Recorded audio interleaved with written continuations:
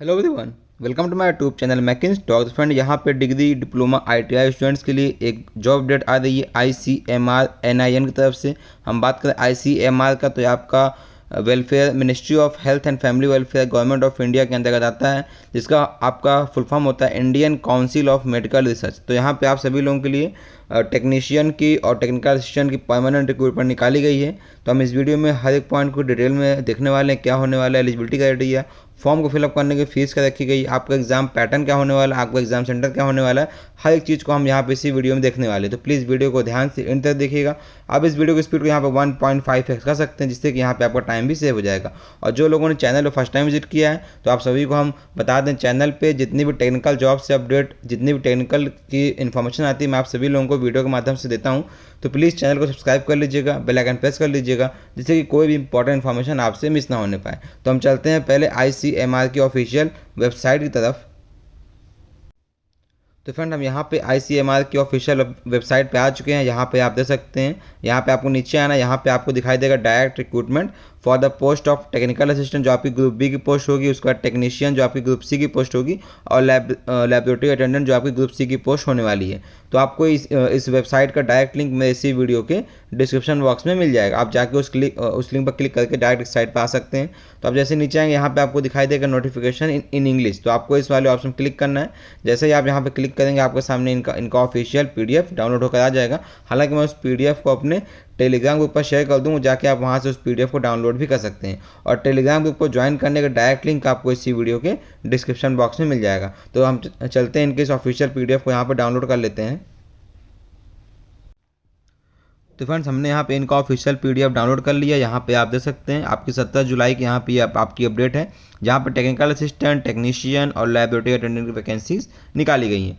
तो आपका जो फॉर्म ऑनलाइन फिलअप होना स्टार्ट हो जाएगा, वो आपका 24 जुलाई से आपका फॉर्म ऑनलाइन फिलअप होना स्टार्ट हो जाएगा। और 14 अगस्त को यहाँ पे आपको फॉर्म फिलअप करने की लास्ट डेट रखी गई है। हम बात करें आपका एडमिट कार्ड कब से डाउनलोड होगा, तो आपका एग्जाम के 15 डेज़ पहले से आपका एडमिट कार्ड यहाँ पे डाउनलोड होना स्टार्ट हो जाएगा।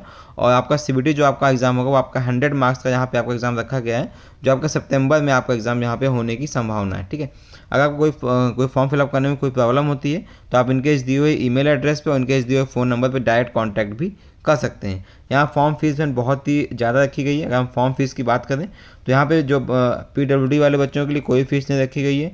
वहीं पे एससी एसटी, एक्स सर्विसमैन और वुमेन के लिए यहाँ पे 1000 रुपये फीस रखी गई है।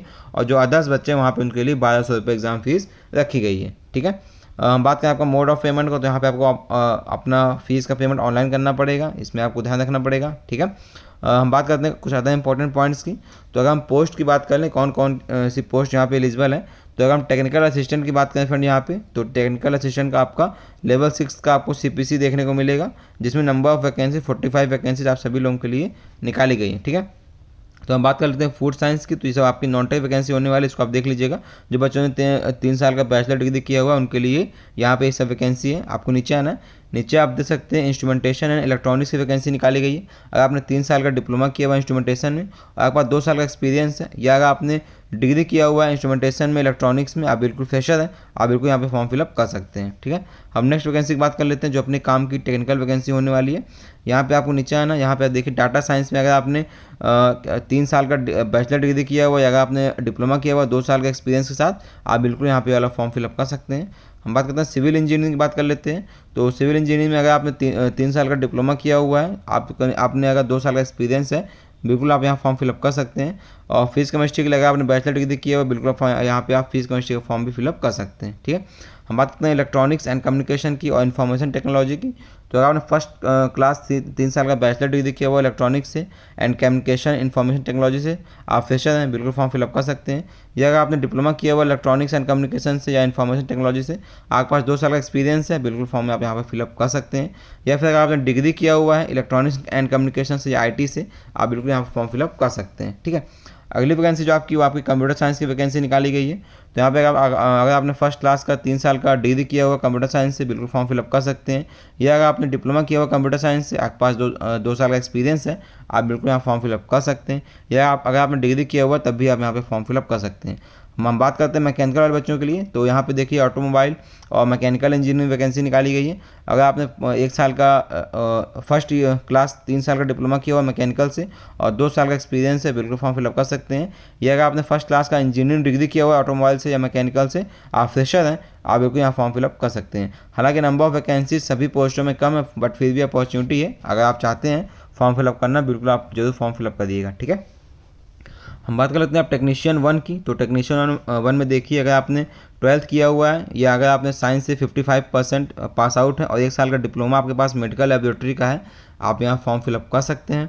अगला भी जो वैकेंसीज निकाली गई हैं आपका इलेक्ट्रिकल में, आरएसी में, इंस्ट्रूमेंटेशन में या कंप्यूटर एप्लीकेशन में, अगर आपने 12th किया हुआ है या अगर आपने इंटरमीडिएट पास आउट किया हुआ है 55% मार्क्स के साथ और 1 साल का डिप्लोमा अगर आपके पास है इलेक्ट्रिकल में, रेफ्रिजरेशन में, इंस्ट्रूमेंटेशन में या कंप्यूटर एप्लीकेशन में, आप बिल्कुल यहाँ पे फॉर्म फिलअप कर सकते हैं, ठीक है।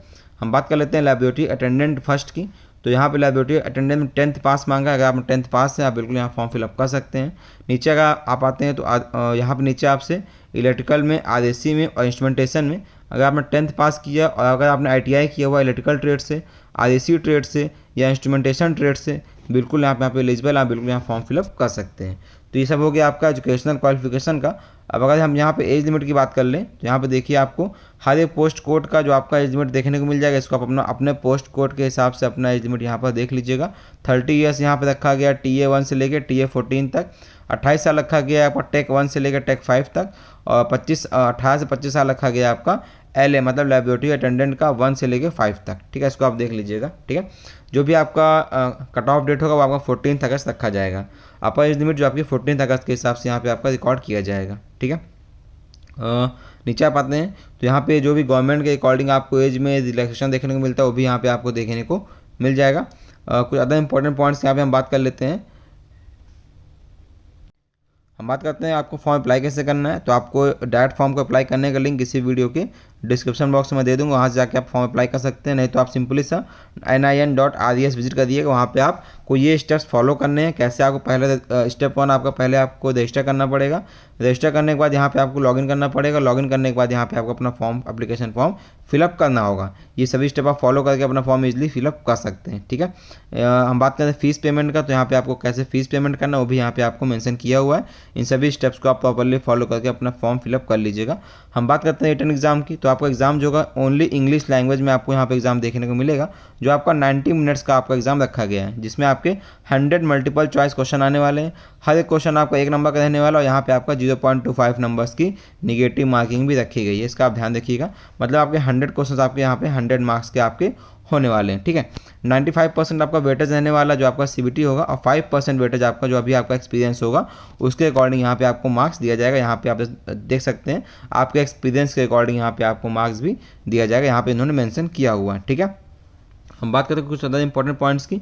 तो जो बच्चे यहाँ पे रिटन एग्जाम क्वालिफाई होंगे उनको 3 टाइम्स वैकेंसी के अगेंस्ट में यहाँ पे बुलाया जाएगा। इसको आप ध्यान रखिएगा। तो आपको यहाँ पे कौन कौन से फॉर्म मतलब फॉर्म फिलअप करने के बाद कौन कौन से डॉक्यूमेंट यहाँ पे आपको अपने पास रखना होगा। अगर आपको यहाँ पे सिलेक्शन होता है तो ये सब डॉक्यूमेंट्स की लिस्ट यहाँ पे मेंशन किया हुआ है, ठीक है। हम बात करते हैं एग्जाम सेंटर्स का। तो मैक्सिमम ऑल ओवर इंडिया यहाँ पे इन्होंने एग्जाम सेंटर दे दिया है। आंध्र प्रदेश मतलब आप यहाँ पे देख सकते हैं मैक्सिमम स्टेट्स में यहाँ पे आपको एग्जाम सेंटर दिया हुआ है। उत्तर प्रदेश, उत्तराखंड, हर जगह यहाँ पे आपको मैक्सिमम एग्जाम सेंटर देखने को मिलने वाला है, ठीक है। स्कीम ऑफ टेस्ट की बात कर लें तो यहाँ पे आप एग्जाम पैटर्न देख सकते हैं। टेक्निकल असिस्टेंट का एग्जाम पैटर्न दिया हुआ है, टेक्नीशियन का एग्जाम पैटर्न दिया हुआ है। नीचे आप आएंगे तो आपको लैबोरेटरी अटेंडेंट का एग्जाम पैटर्न दिया हुआ है। तो आपको किस ब्रांच में मतलब कितने आपको आने वाले हैं सभी क्वेश्चन यहाँ पे आपको मेंशन किया हुआ है। इसको आप लोग देख लीजिएगा, ठीक है। हाँ तो फ्रेंड आई होप मैंने सभी इंपॉर्टेंट पॉइंट्स यहाँ कवर कर दिया है। यहाँ पे आपको एग्जाम का सिलेबस भी देखने को मिल जाए कि आखिर आपका जो एग्जाम पैटर्न है उसके रिगार्डिंग आपको एग्जाम में सिलेबस क्या रहने वाला सभी कुछ यहाँ पर डिटेल में इन्होंने मेंशन कर दिया है। फ्रेंड आई होप ये वीडियो आप सभी लोगों के लिए यूजफुल साबित हुआ होगा। फ्रेंड्स अगर वीडियो अच्छा लगा तो प्लीज़ वीडियो को लाइक करिएगा और अपने सभी दोस्तों के साथ शेयर भी करिएगा, जिससे कि सबकी हेल्प हो जाएगी और मेरी भी हेल्प हो जाएगी। और चैनल पे फर्स्ट टाइम अगर विजिट किए तो प्लीज़ चैनल को सब्सक्राइब कर लीजिएगा। ऐसे टेक्निकल फील्ड में आपको रेगुलर अपडेट मैं देता रहता हूँ। तो आज की वीडियो में फ्रेंड्स इतना ही। हम मिलते हैं आपसे अगले वीडियो में, तब तक के लिए goodbye and take care.